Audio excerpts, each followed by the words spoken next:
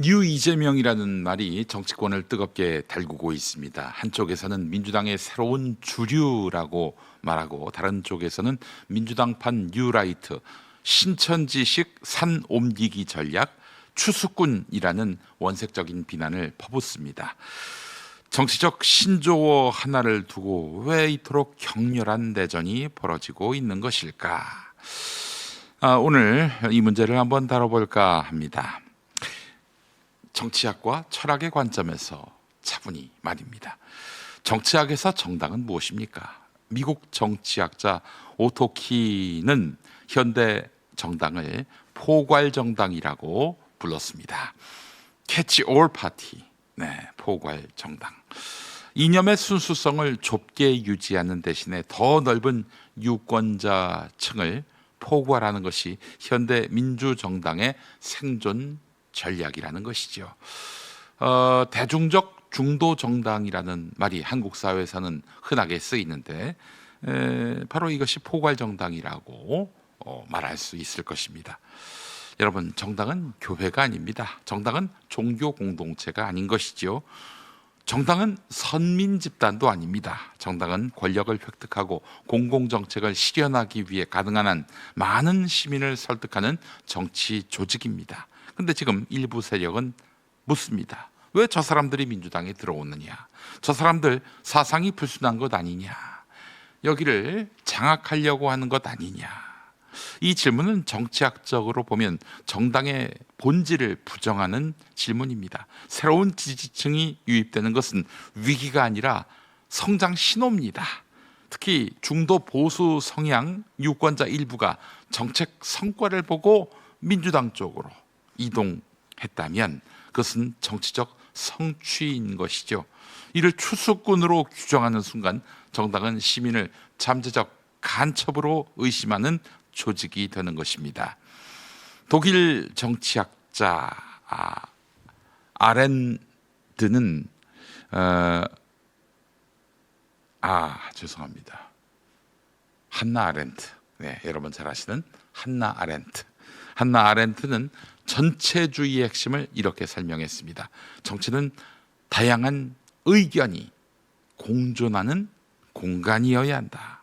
정치가 이념적 동질성만을 요구하는 순간 다양성은 제거되고 의심과 낙인이 정치 문화를 지배하게 된다는 이야기지요. 한나 아렌트. 어느 시대 때 활동했던 철학자입니까? 바로 나치 시대입니다.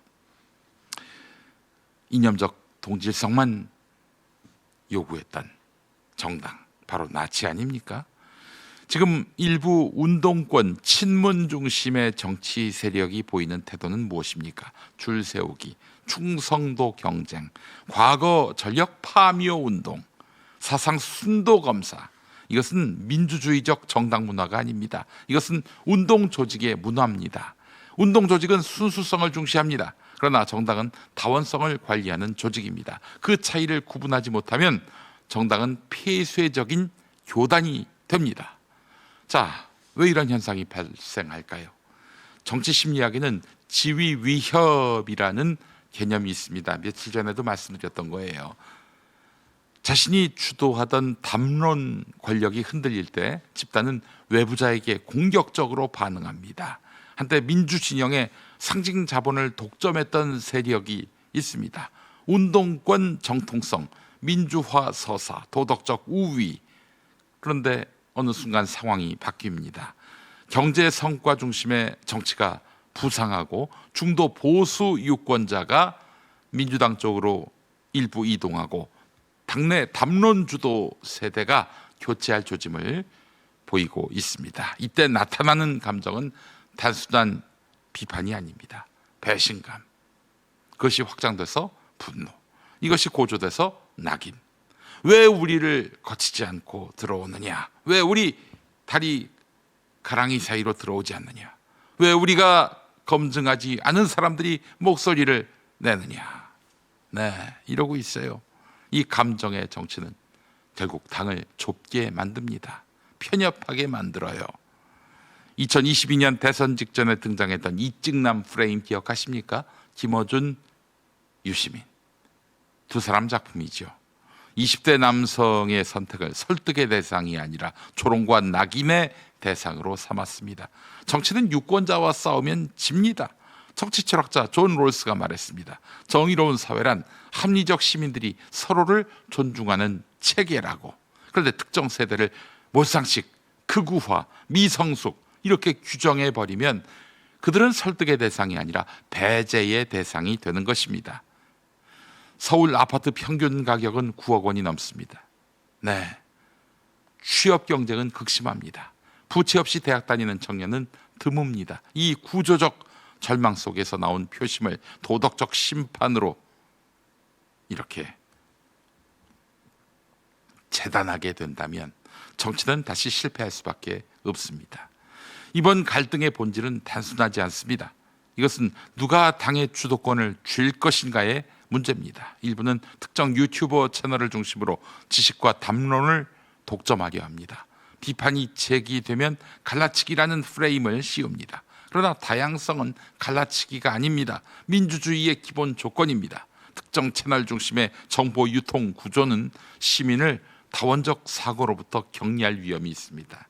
여러분, 이재명 후보가 2021년에 민주당 대선 후보가 됐죠. 그때가 2021년 10월 10일이었습니다. 기억하기도 좋습니다. 10월 10일. 근데 이틀 뒤 10월 12일에 문재인 대통령은 대장동 수사를 하라고 검경에 지시를 했습니다. 자기 당 대선 후보의 약점을 정면으로 겨냥한 것이죠. 뭐 약점이랄 것도 없죠.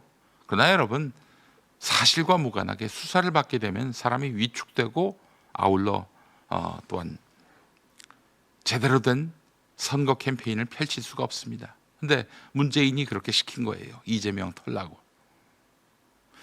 그 얘기를 제가 뭐 정말 마르고 닳도록 기회가 닿을 때마다 했잖아요. 근데 딴지일보 게시판에서 활동하는 사람들, 그분들은요, 김용민이가 그런 얘기했을 때 처음 들었대요. 딴지에만 있으니까 그런 일이 있었는지 없었는지 뭐 전혀 알지 못했다는 것이죠. 특정 채널 중심의 정보 유통 구조는 시민을 다원적 사고로부터 격리할 위험이 있다라는 말이 바로 여기에서 성립이 되는 것입니다. 정당은 공공조직이지 패거리 정치의 도구가 아닙니다. 공화주의 정치 철학은 이렇게 말합니다. 정치는 특정 집단의 사유물이 되어서는 안 된다. 권력은 공공의 것이며 정당은 시민 전체의 플랫폼이어야 한다. 만약 새로운 지지층이 들어왔을 때 사상이 불순하다라면서 몰아세운다면 그 정당은 스스로를 축소시키는 길을 택하는 것입니다. 분명히 해야 할 것이 있습니다. 누군가를 개인적으로 배척하자는 것은 아닙니다. 문제는 문화입니다. 줄 세우기 문화, 사상 검증 문화, 충성도 경쟁 문화, 유권자 조롱 문화, 이 문화를 청산하지 못하면 민주당은 다시 중도층의 반감을 사고 청년층의 신뢰를 잃고 또 야당이 될 것입니다. 정당은 과거의 공로로 유지되지 않습니다. 현재의 설득력으로 유지됩니다. 정치는 도덕 시험이 아닙니다. 정치는 설득의 기술입니다. 새로운 지지층이 유입됐다면 그들을 환영하는 것이 상식입니다. 사상 순도 이런 걸 요구하는 순간 정당은 설 자리를 잃게 됩니다. 지금은 경제적 성과가 가시화되고 민주 진영의 약점이었던 경제 무능 프레임을 극복하는 중대한 시기입니다. 이때 내부에서부터 낙인과 의심으로 에너지를 소모한다면, 게다가 경제를 총체적으로 망쳤던 지난 정부에서 주축을 이뤘던 인사들 중심으로 낙인과 의심을 새로 들어오는 지지층에게 가한다면, 거기에 에너지를 소모한다면 그것이야말로 자해입니다. 자해. 정당은 진리 공동체가 아닙니다. 정당은 시민의 선택을 받아야 하는 조직이지요. 새로운 시민이 들어올 때 의심이 아니라 환대로 맞이하는 것, 그것은 민주주의의 기본입니다. 포용 없는 진보는 진보가 아닙니다. 이제 과거의 줄 세우기 문화를 넘어서 확장과 설득의 정치로 나아가야 할 때입니다.